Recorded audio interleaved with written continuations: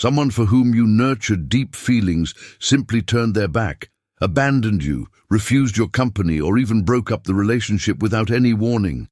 And now, after a certain period, you recognize that this person continues to occupy a place inside you. Possibly at this moment, you are experiencing this silent anguish without understanding exactly how to reverse the situation. It is fundamental to understand something essential.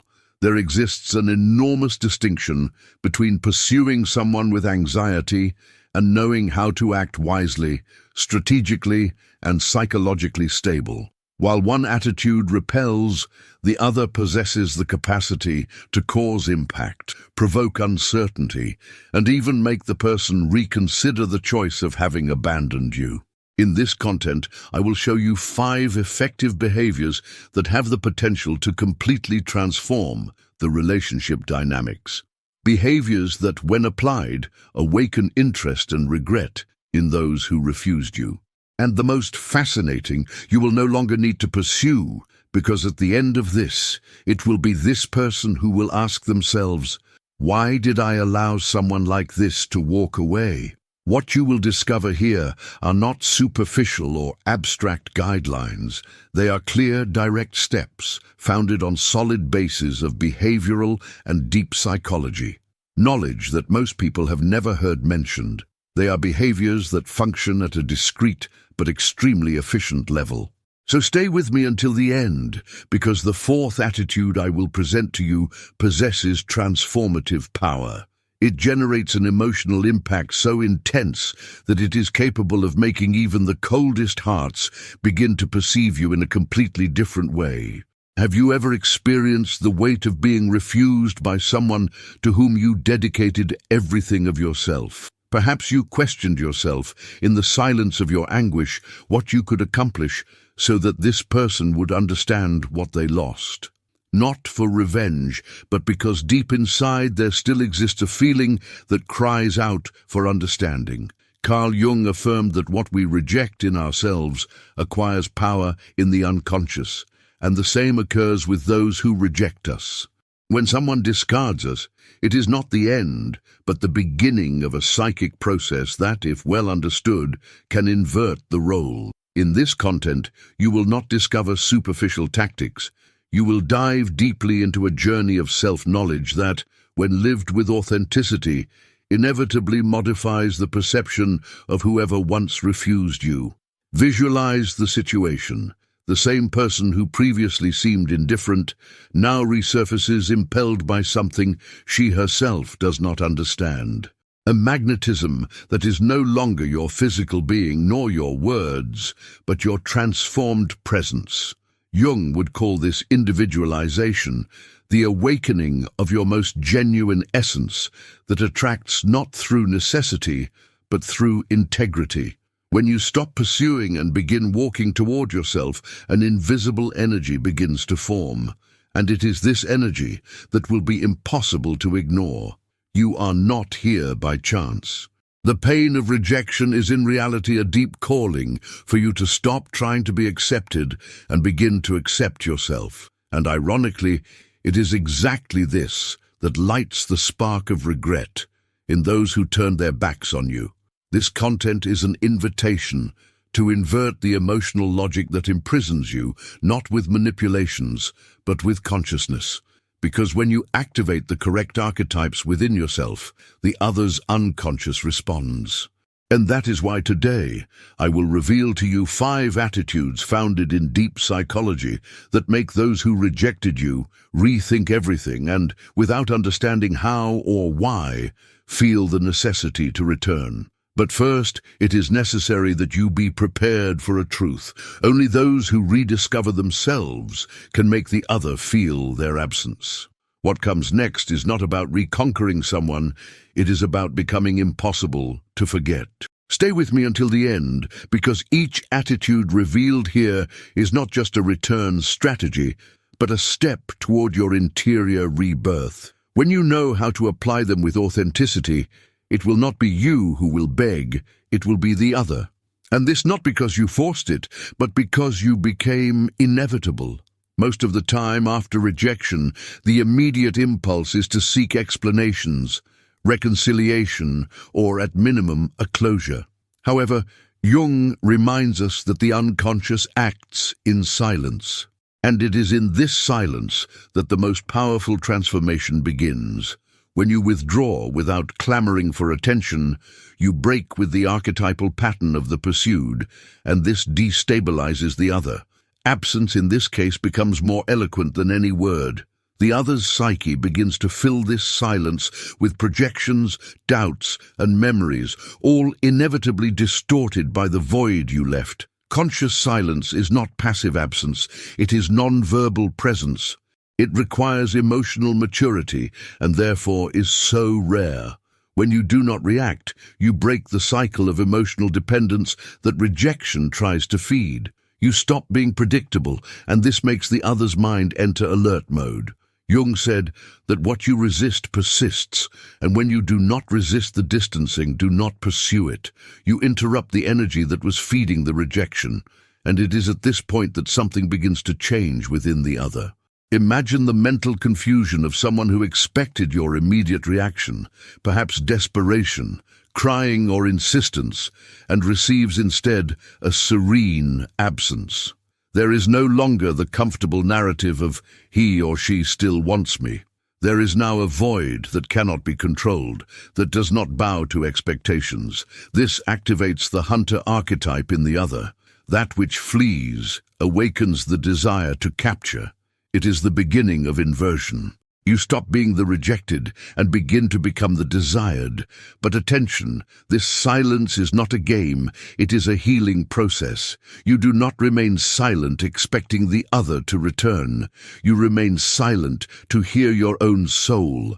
And the more you dive into this interior silence, the more you distance yourself from the fear of solitude. Jung believed that only when we face solitude with courage do we free ourselves from the shadow of neediness. And it is this new, silent, integral, firm posture that begins to stir the mind of those who left you. This is the first attitude. Withdraw with dignity, not out of pride, but out of respect for yourself. It is the first step of individualization, of return to your essence. When the other perceives that you no longer need them to feel whole, they will begin, even unconsciously, to ask themselves if it was not they who lost something rare. And at that moment, the seed of regret begins to sprout. After silence, an even deeper process begins, that of reconstruction. Rejection usually shatters us, but Jung saw in this collapse an opportunity. You will not become illuminated imagining figures of light, but rather making the darkness conscious. That is, the moment of pain is a chance to integrate the shadow and begin to reconstruct yourself, not as a more pleasing version of yourself, but as your most authentic version. And this is irresistible. It is at this stage that you begin to reconnect with what you left behind while trying to please the other, your dreams, your passions, your forgotten desires. Rejection was not an end, it was a mirror.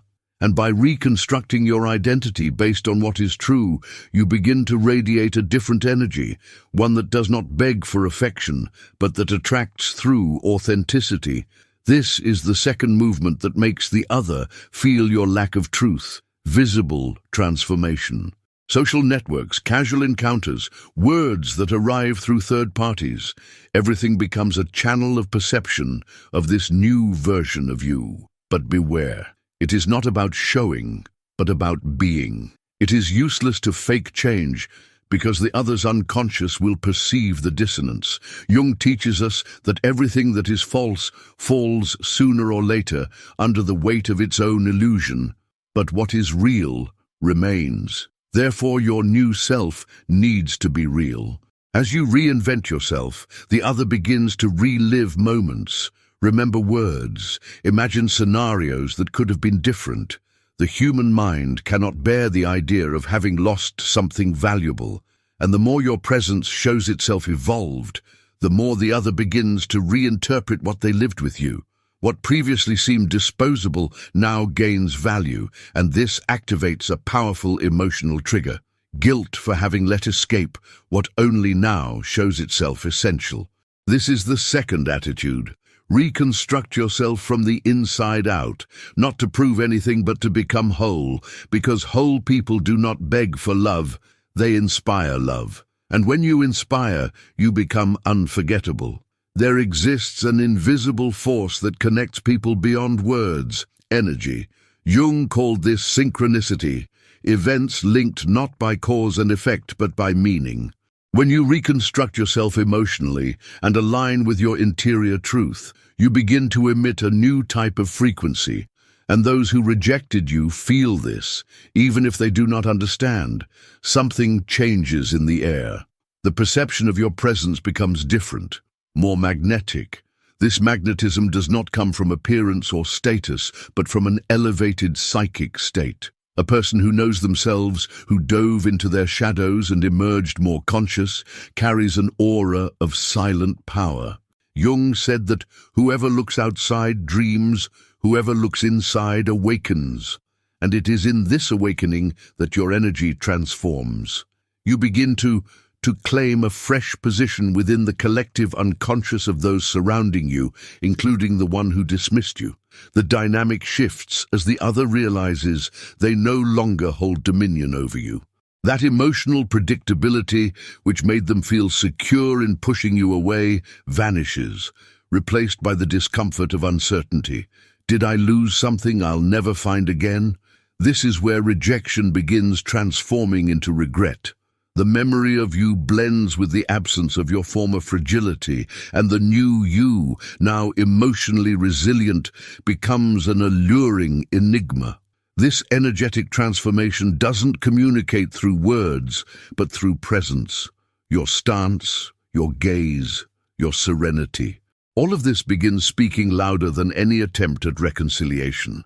Jung spoke of the self as the psychic totality of being. The closer you approach yourself, the further you move from needing to be chosen and the more you become desired. Because no one can resist someone who is at peace with their own soul. This is the third approach, elevating your energy through authenticity, inner healing, and reconnection with the self. When you do this, the one who rejected you feels, without being able to explain, that something has changed and perhaps it's now too late. This thought can be devastating for someone who assumed they would always have you nearby. One of the most profound aspects of rejection is the unconscious bond that remains even after separation. Carl Jung understood this as a form of archetypal connection, something that transcends rationality and establishes itself in the unconscious like an invisible thread between two souls. This bond is often kept alive not by genuine love, but by emotional dependency. While it exists, you will continue being emotionally accessible even from a distance. The fourth approach, then, is breaking this silent bond. This requires an act of inner courage, truly letting go, not as a game of pride or manipulation, but as a gesture of liberation. Jung affirmed that what you resist persists, and this applies to hidden attachment. By accepting loss as a stage in the individuation process, you detach from the need for return. It's precisely at this point that return becomes more likely. This energetic break is felt by the other with overwhelming force. The person perceives, often inexplicably, that they've lost access to your inner world. There's no longer that psychic connection that guaranteed your presence even in silence. You're no longer waiting. It's this absolute absence, emotional, energetic, spiritual, that causes the upheaval. The other's unconscious begins seeking what was lost, like someone awakening from a dream and realizing the treasure is no longer there. This approach also reveals your rebirth. Breaking with attachment means affirming that your soul is ready for something greater. You stop living by the memory of a past and begin living by building a future. The pain that made you bleed now becomes a scar. This scar isn't ugly, it strengthens. Spiritually mature people carry scars as trophies, and this is profoundly magnetic to those still living in the superficiality of unresolved emotions. When you break the dependency bond, you become emotionally untouchable, not cold, but whole. For the one who rejected you, this is a shock, because deep down, the power of rejection lay in the control they believed they had over you. When this control disappears, desperation begins. This is when many return, not from love, but from panic at losing something they only now understand to be essential. The final approach isn't about the other, it's about you. Jung said that life's deepest goal is individuation, the path that leads each human being to become what they truly are.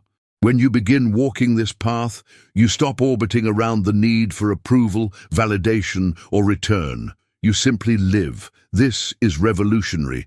Those who live based on the past stagnate. Those who move toward their destiny flourish.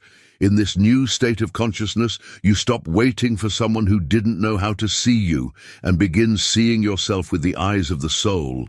You discover dormant talents, purposes, passions. Your life fills with meaning, not because someone returned, but because you finally arrived at yourself. Rejection was the push toward your rebirth. The other's abandonment revealed how much you had abandoned yourself, and now you're back.